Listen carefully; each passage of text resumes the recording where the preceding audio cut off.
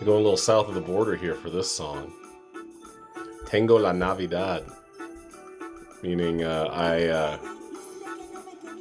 I don't know what it means. I think it means it's just Christmas. Tango. Oh, well, I'm forgetting my Spanish. Anyway, I just wanted to start with this something different. The movie I watched for part 10 of the 12 Flicks of Christmas is a little bit different. By the way, this is Average Guy Opinions. I'm your average guy, John Corelli. I got to stop this music because I'm finding it very distracting. So, the movie I watched was called Christmas Break-In. It's another Netflix one. I've kind of drifted away from the Hallmark and the Lifetime ones, and I've been doing mostly Netflix lately. Yeah, Christmas Break-In. It's entertaining, and it's just very goofy. A lot of parts are really let's go through the usual breakdown. Okay, we got writing, I guess, is fine. Although it's really weird. It's one of those movies where I kept watching and going, people aren't this dumb. People don't do this. Got a couple of big stars in it. Danny Glover is great in it. And Denise Richards is okay. She's one of the people that kind of gets on my nerves. Danny Glover seems like the only person in the movie with sense. So here's what happens. Start the movie out. 9-year-old girl named Izzy, short for Isabel. She really intent on getting a guitar for Christmas. And she's in this family, which is, they're pretty well off because they just work their asses off all the time. And so, of course, she gets forgotten sometimes. And, it's just her older brother who's like in high school. She's supposed to be 9. He's probably like 16, 17 years old. And then the parents. So Denise Richards is the mom. Don't know the name of the guy, but they're always they're these people that forget everything. In fact, they start the movie. Izzy has written in Sharpie on each of their foreheads, Fender on the mom's head and guitar on the dad's head while they slept. And then she writes as they leave for work, 3:00 to pick her up from school. So this is where things get a little crazy, right? Well, we're not even there yet, actually. So separately from this, there are some people robbing a. It's so goofy and dumb. Robbing a Salvation Army store.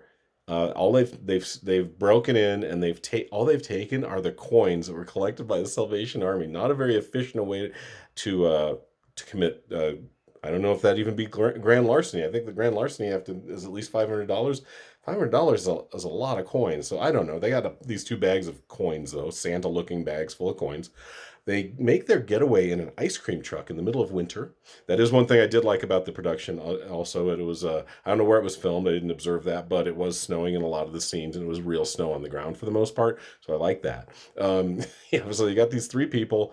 You got Rico and Bambi, and then Ned. And Bambi and Ned are brothers, and Rico's kind of the ringleader, but none of this makes sense. It's so, maybe they tried to, since it is a Christmas movie, to put it way out in the left field and say nobody acts like this, nobody does this, but we're going to try to incorporate it in a Christmas film. Because there are a lot of heartwarming aspects to it, but a lot of goofiness too. It was very bizarre.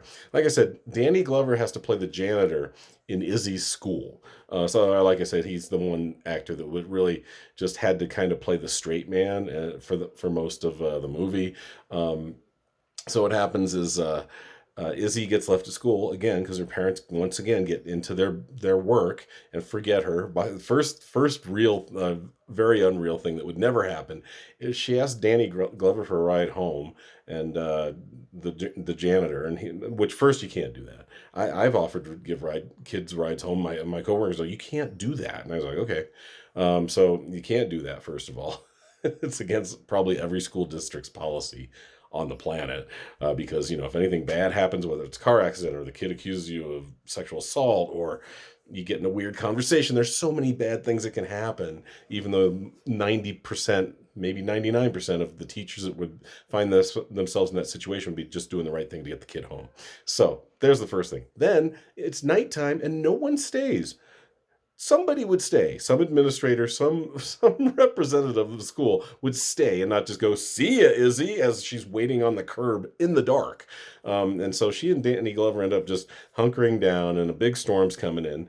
Then they're in the school, and then of course the people that are trying to head down south after making their robbery, because Bambi, the female of the group, is very obsessed with going down south. She wants to go to Acapulco on her however much she has in these 2 bags of coins. They act like they're rich. They act like they robbed a Brinks truck or a bank. No, you got 2 big bags of coins. It's very odd. So they end up uh, trying to get through town. They kind of go, okay, we can't. The storm's too bad. We got to stop. Okay, we go into the school, and here comes the conflict. Right? We just this, and there's such it almost turns into Home Alone. Izzy ends up hiding. They tie up Danny Glover.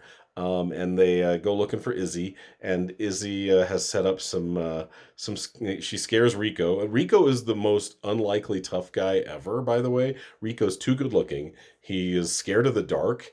He has all these fears. Like, you can't be a decent criminal if you have all these fears, dude. And then Bambi is almost like the ringleader, and then Ned is Bambi's brother, and Ned really just isn't into it. They're mad at Ned for getting an ice cream truck to escape in the winter, which does make sense that they're angry with him. But it's like, then find your own vehicle. Why is Ned even in this?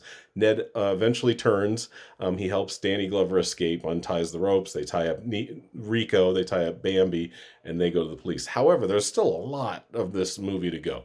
So, like I said, uh, Izzy finds out, and this little 9-year-old girl finds out that, oh, they're holding Danny Glover hostage for whatever reason. I'm going to set up this school Home Alone style, to capture these people, or at least make their lives hard while they're holding my janitor hostage. So she turns off all the breakers. Okay, now I'm no expert. I'm no electrical expert. Usually, when you turn off all the breakers in a building, there's no light. There may be some power generators for perhaps a school or maybe a hospital. That I understand. But she turns off all the breakers, and like all the Christmas lights stay on. So it's dimly lit by Christmas lights. So the lighting bothered me a little bit in the production. Outside of that, and not just that it was Christmas lights. I understand that, just keeping with the theme. And yeah, that's a what do you call that? That's an anachronism. But the problem I have is, like, there are parts where they're like by a plate glass window, and it looks like it's daylight out there. It just didn't look good at all. But that's okay. For the most part, like I said, it's pretty professionally done, and it's just kind of a goofy Christmas movie. Now let's cut to the parents. The parents finally, like, I don't know what time it is. It's dark though. It's got to be at least 5, 6 at night. They decide, oh shoot, we forgot about Izzy. We screwed up. So of course they're going too fast in the storm. They crash. And then luckily they crash near a farmhouse and a barn. They go in the barn and they find a snowmobile. How lucky is that? Dude tries to drive the snowmobile, crashes it right, puts a hole in the barn, and somehow the snowmobile just keeps going. Okay, now they keep looking. There's a sled, like a Santa type nice sled. All right, I guess you could maybe make that happen. And there's a horse in there. Well, how fortunate is that? So the guy, like I said, these are the world's dumbest parents. Not to mention that they kind of just forget about their kid all the time because they're so busy making that almighty dollar. So the guy gets behind the horse. You never do that. I'm a city guy. You know me, New York, Denver, Cleveland, but I've been around horses a few times, and you don't go behind a horse and pat it on the ass. He gets kicked, goes flying into a haystack. Somehow he's perfectly fine. But they go, well, the horse isn't going to work out for us. There's no way I'm going to get him hooked up to the sled. So what do? They hook up a bunch of goats to the sled, like 6 goats. It's not going to happen. It's a humongous sled with 2 adults in it. Goats are not going to work. So they eventually get back to the road. They find a good Samaritan, and this is another one that bothers me. His name is Chris. What do you think that would mean? He's got a gray beard. He just happens to be driving along and runs into these parents, and his name's Chris or Nick. It's always Chris or Nick. It's like, just have a Santa character that's named John or Bob or something that we would not expect. We know he represents Santa Claus. We know he's trying to, how do I want to put it?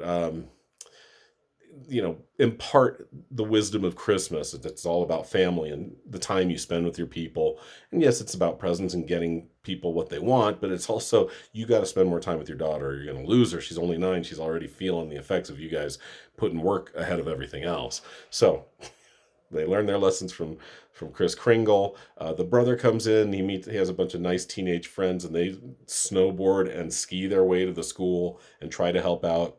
That's kind of cute. But for the most part, it's a fun little movie. It's just there were just parts of me that just there's always that realism part of me that just goes, nobody's this dumb. No parent, these parents, they shouldn't have kids. I can't really just find myself getting all mad about it.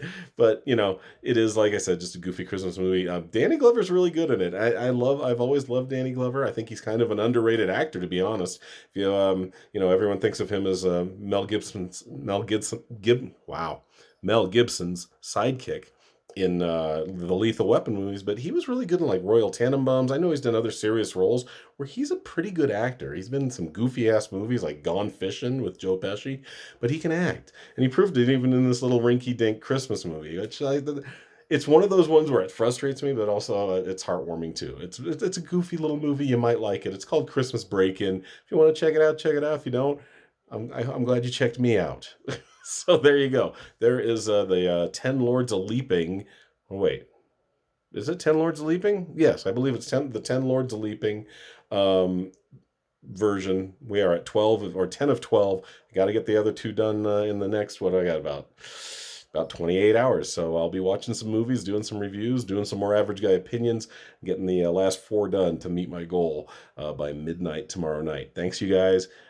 Thanks for checking it out. Thanks for watching. Thanks for your support. And Happy New Year. Talk to you soon. Bye.